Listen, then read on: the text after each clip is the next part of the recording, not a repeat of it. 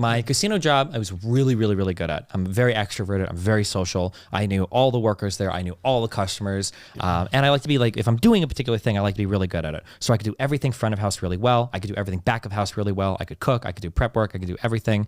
I was a really good worker. But I don't know if you figured this out at all about me. I have a problem with authority. In my mind, if I'm really good at my job and I'm doing everything really well, I should have a lot of leeway to do things in an effective manner. And I would bump heads with my management on a lot of things, on a lot of stupid things. Like one issue that I remember came up was, if you're familiar with Excel, right? Okay. Excel is a very powerful program. It's not just for fucking writing notes in a spreadsheet. You can do a lot with Excel. One thing that we would do is every single day, whoever was supervising for, it was either swing or graveyard, I think, depending on what was going on, you would get from the accounting department your cash register variances every day. And what people would do is about an hour a shift, a supervisor would go back and they would take all the variances, they would put them into a spreadsheet, then they would take all of the cash register reports, and then they would take out a calculator and they would add and subtract every single thing every day to measure up like where the variances are to see if people are missing money from their registers. This took about an hour every day.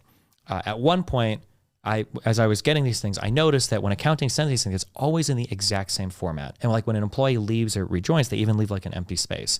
And I'm like, oh, well, if it always comes in the exact same format, you could probably just make a spreadsheet and then just like do like the little math operations, program it in. So I figured out that like, okay, if you make these like little formulas, it took me all of like 20 minutes. It's not very complicated. Copy paste this thing in, and then you can calculate the variances in about 2 seconds. You just copy paste them in. And so I'm thinking like, oh, cool. I just saved every supervisor like an hour per shift. And I talked to my manager about this. I got in trouble for it. And she was like, we can't use Excel because sometimes it makes mistakes and then everything will get like messed up. Like don't divert from the process. I was like, what? So there were a bunch of little issues like that. I remember on one issue, when I was working a graveyard shift, first of all, graveyard is where all happiness and norms go to die. Just everything is horrible on a graveyard. Casino. Yes, probably everything in real life ever. But my graveyard shifts were very challenging because one, they gave me employees that sometimes they could barely speak English. I had this Sudanese guy named Tut who didn't know what a cheeseburger was. I worked at a diner, okay? So I'm like teaching this guy to read while working the register. Okay. And I have very few employees already. And it's just a fucking nightmare of a scenario. But I remember one day Pam comes in, morning shift. That's my manager.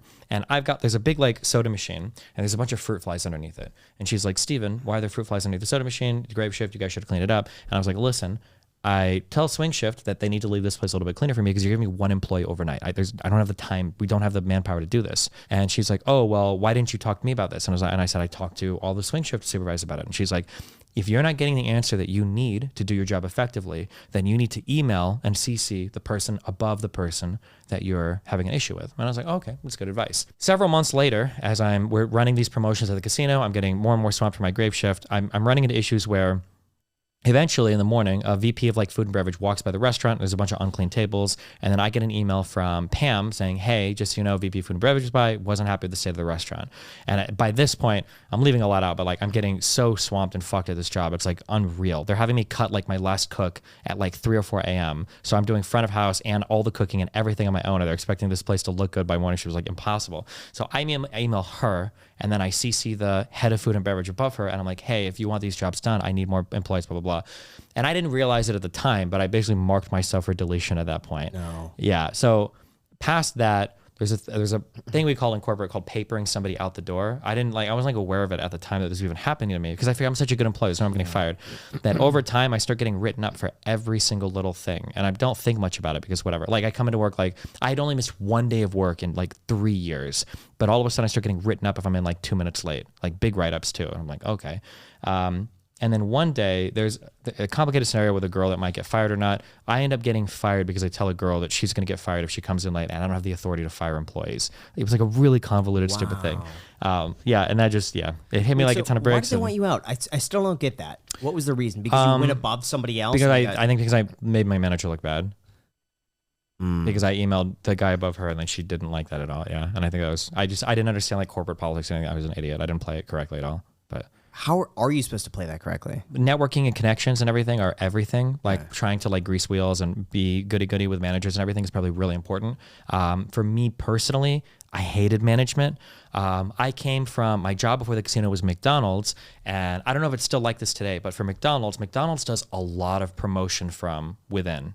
So if you have a supervisor or a manager, if you're not doing a good job, the supervisor will step in and he'll kill it. He will do a perfect job right in front of you. I had a lot of respect for every supervisor I ever had at that restaurant. They were all very good. At the casino, none of the supervisors knew fucking anything about front of house or back of house. So I never really had much respect for like other management. I had respect for the employees and like other employees in other departments, but I just didn't like synergize well with management, and I probably should have spent a lot more time building those connections, but I just didn't realize it because I figured if I'm good enough at my job, I'll never get fired, which was not true. So what happened when you got fired? Were you just super depressed about it because it was 3 times the pay of your previous job? Yeah, I was super depressed because part of that job, like I said, we got swamped a ton. I was working anywhere from 60 to 70 hours a week. What were the times? It was graveyard. So my shift would start at 10. It was supposed to end at 6, but sometimes I would stay until 8 or 9 because day shift are the laziest motherfuckers in the world, and I have to finish all my shit from the night before. Or sometimes, for whatever fucking reason, swing shift would call me in 2 hours early, so I'd be there from 8 to 6 or 8 to 8, depending.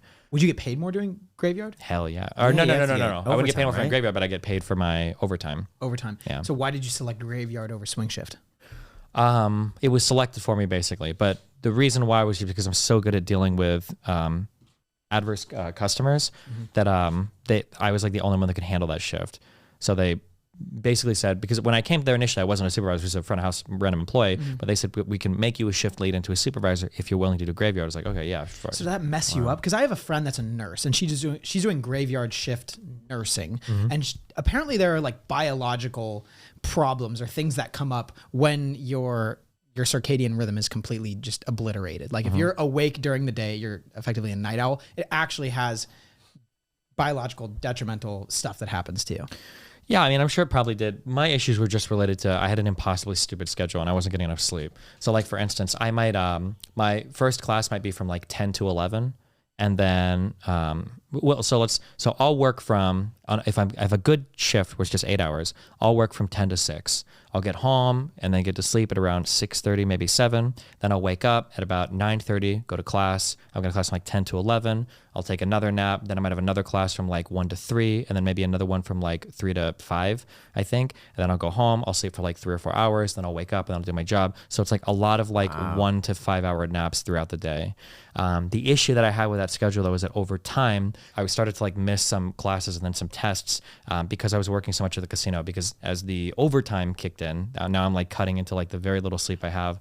And at some point I had to make a decision on what to prioritize. And it's like, on one hand, I love music, I got a passion for it, but like, am I going to throw away my like expert, awesome casino job where I'm making real money and I could have a career here versus like a fucking music degree where I'm not guaranteed for anything. My parents don't help me with schoolwork for anything.